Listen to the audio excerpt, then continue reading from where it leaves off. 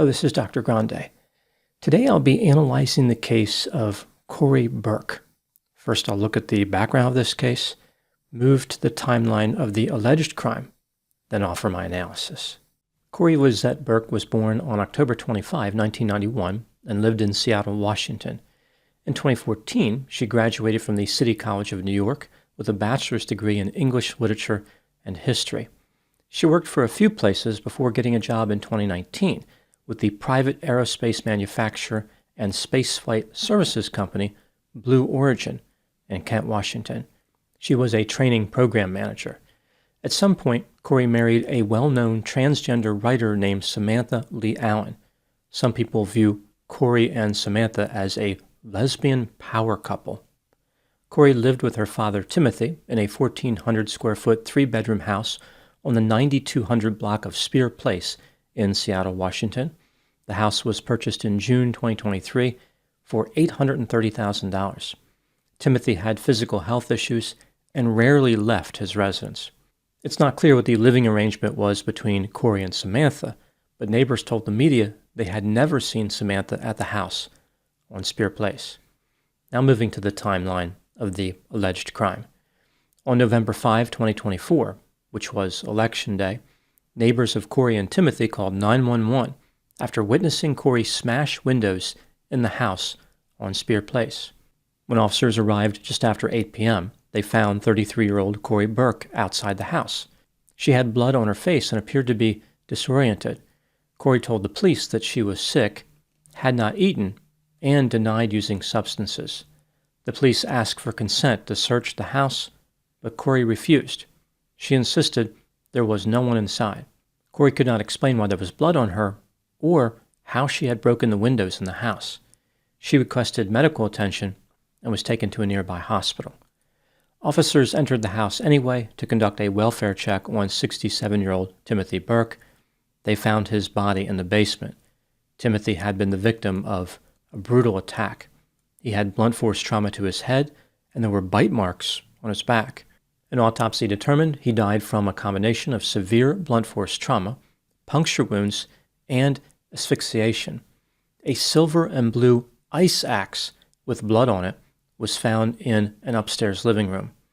After being treated at a nearby hospital, Corey was arrested and charged with first-degree murder.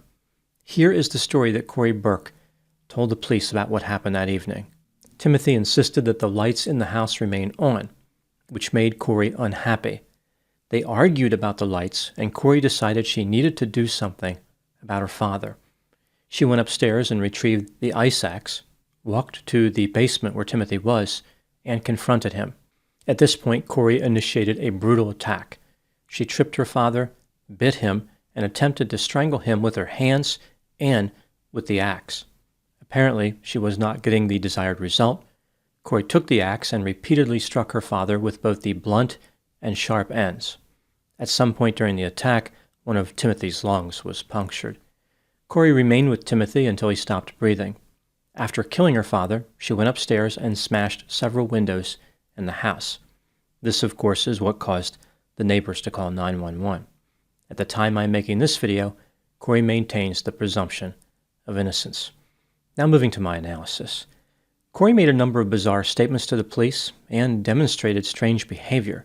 Some of her statements support the theory that mental health factors were involved and that Election Day had some significance in the alleged crime. Here are a few examples of Corey's strange behavior. When the police first encountered Corey, not only was she covered in blood, she was smiling and clapping. She told the police she was happy. Corey indicated that she had recently been reborn. Her new birthday was October 25, 2024, which in reality was her 33rd birthday. Corey indicated that she knew there was something important about Election Day, and she knew the killing needed to happen that day. A feeling of being overwhelmed hit her that evening. She had been working on setting boundaries with her father about his emotions and felt hyper-focused and disorganized when it came to her attachment to her father. One of Corey's desires was to help people change their attachment to their parents. This might seem like an ambitious goal, but there is no question she permanently changed her attachment to her father. Maybe Corey was trying to be a pioneer in the new field of homicide-based family therapy. Designed to ease tension in a relationship, it's a cutting-edge solution that puts the axe in relaxation. Corey said that during the argument about the lights, she just freaked out. Breaking the windows after the murder was an act of liberation. When describing the alleged murder, Corey said that killing her father was really blanking hard, and there were points during the attack where she felt she was not going to be able to complete her objective. Based on information that has been reported about the story, some people have wondered if Donald Trump's election victory contributed to Corey's behavior. Perhaps Corey's presumed left-wing beliefs left her feeling highly upset when Trump won. She could not cope with the stress of whatever she thought would happen in the future. This made her homicidal. Could this have been a case of election-induced murder? Is that even possible, or was this just a coincidence, like the alleged murder was not really connected to Election Day at all? Before examining the theories about what happened in this case, let's take a look at what the research has to say about elections and mental health. An election outcome deemed undesirable by an individual can lead to feelings of depression, hopelessness, and anxiety. Studies show that the impact on mental health tends to be more pronounced when a person views their political beliefs as being tied to their identity. They may feel like a political defeat is existential, as if they, along with other people who identify like them, will be wiped off the face of the earth by the new administration. If an individual has pre-existing mental disorders associated with psychosis, like schizophrenia or bipolar disorder, a political loss can trigger psychosis. Specifically looking at delusions, which are fixed false beliefs, the individual may feel as though the political defeat is part of a conspiracy against people who share their political views. In extreme cases, a political loss can trigger violence, whether associated with mental health symptoms or not. Now, moving back to the case of Corey Burke, there are a few ways that the stress of Election Day could have been connected to the crime she allegedly committed. Here are a few theories about what could have happened. This is just my opinion. Theory number one is that the presumed disappointment that Corey had based on the election outcome caused her to consume substances. These substances, in turn, led to the alleged criminal behavior. Now, Corey denied any substance use, but that doesn't mean she wasn't using them. There have been no reports on this one way or the other. Theory number two is that the election results triggered a pre-existing mental illness or the onset of a new illness, like the stress was just too much and it caused a severe mental health episode, like psychosis. Just like the substance use theory, there have been no reports one way or the other about mental illness, except that a prosecutor indicated that Corey's behavior appeared to be related to a mental health crisis. Some of the statements Corey made could be consistent with delusional beliefs. For example, the idea that she was reborn. Furthermore, Corey had inappropriate affect by smiling and clapping after allegedly committing the murder. Theory number three is that the outcome of the election had nothing to do with Corey's behavior. If there was psychosis or other mental health symptoms, they were not caused by the election. Rather, Corey mentioned the election to the police simply because it was in the news. It would be like if the alleged crime occurred on Christmas and she mentioned getting presents that day. It doesn't mean that Christmas caused the problem. Theory number four is that Corey wanted to murder her father for a while and was just looking for a stressor to associate with the crime in order to build a defense based on insanity.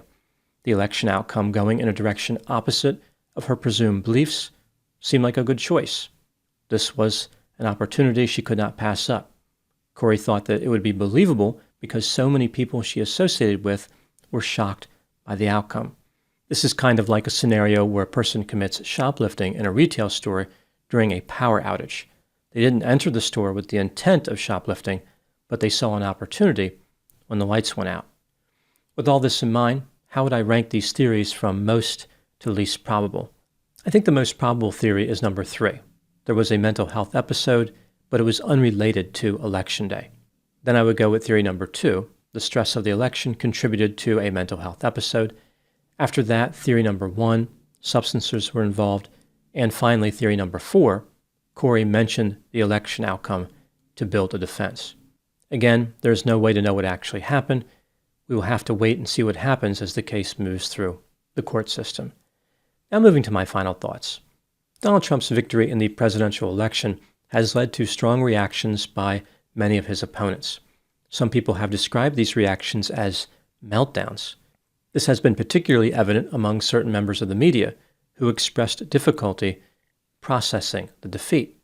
Almost like the expectation of victory was so pronounced, there was no way to understand the loss. They were sure they were going to win. They never even thought about the possibility of losing. This has led to the question, is the response to an election defeat different for someone who is left-wing as opposed to someone who is right-wing? Could that have played a part in this case? Again, presumably, Corey Burke had left-wing political beliefs. Research tells us that all people have strong reactions to election defeats. However, there are some differences in how those reactions manifest between left and right. People on the left tend to score higher in the personality trait openness to experience, which means they tend to question traditional norms and established hierarchies. The left also has a history of engaging in collective activism. It is not surprising these characteristics would combine and result in public and emotional displays of grief over an election defeat. People on the right tend to be lower in openness to experience, which means they value tradition and have respect for institutions. They often process an election loss as the cost of doing business. They say to themselves, this is how the system is supposed to work. There is a pronounced commitment to accepting and defending authority. That doesn't mean people with right-wing beliefs never have dramatic protests. For instance, if an authority figure also grieves an election loss and questions the legitimacy of the election, the reaction could be much different. The Capitol attack on January 6, 2021 comes to mind. Regardless of a person being on the left or the right, complaining about an election result doesn't really change anything. It often gets interpreted as the individual saying, I am mad because other people have different political beliefs than me. This is not endearing. It will not cause people to rally behind the person who is doing the complaining. In all probability, Corey Burke would not have been personally affected by Donald Trump's victory. Like in reality, his policies were not going to change her life. It is her own alleged behavior that led to the negative change. She is now facing life in prison. The question in her case isn't so much about did the election cause her behavior, but rather did she know the difference between right and wrong? In all likelihood, things are probably not going to go Corey's way. If she resented the voting behavior of people in the presidential election, she's really going to hate the voting behavior of the jury members. Those are my thoughts on the case of Corey Burke. Thank you so much for watching. I'll talk to you soon. One of the things that always struck me as curious about people who get very excited about elections is how, consistent with what I mentioned in this video, a lot of elections really don't affect a person's life. There is an importance to an election, like it does matter, policies change and all that, but to one particular person, usually there won't be a significant change. Maybe they'll see some different levels of taxation. Maybe they'll feel a certain way, like if they have a certain identity that they think is going to be affected by the outcome of the election. But in reality, the changes are small, if anything happens. There's this overinvestment, I think, in the outcome of elections, where people feel elated if they win and depressed if they lose. These are dramatic reactions for the most part. It's kind of like when people get very invested in a sports team, like if their football team loses a Super Bowl and they riot. That team isn't paying the person. If the team had won, it wouldn't have changed anything for that person. They're risking their freedom and harming others for nothing. It just seems quite similar to what's happening sometimes with elections. People get very excited. They want to make people suffer because of the outcome of the election, but it's just not worth it. And it's not how the system works. The system is based on the will of the people. So if people vote a certain way, the politician they select is the one who gets to make the changes. It is a system that is, I think, as fair as a system could be based on the realities of being a human being in a society. So these people who have meltdowns based on election outcomes, whether they're on the left or the right, really aren't helping anyone. They're not helping themselves, and they're not helping their cause. Sometimes it feels like drama for the sake of drama, and not something that's really designed to lead to any type of positive change.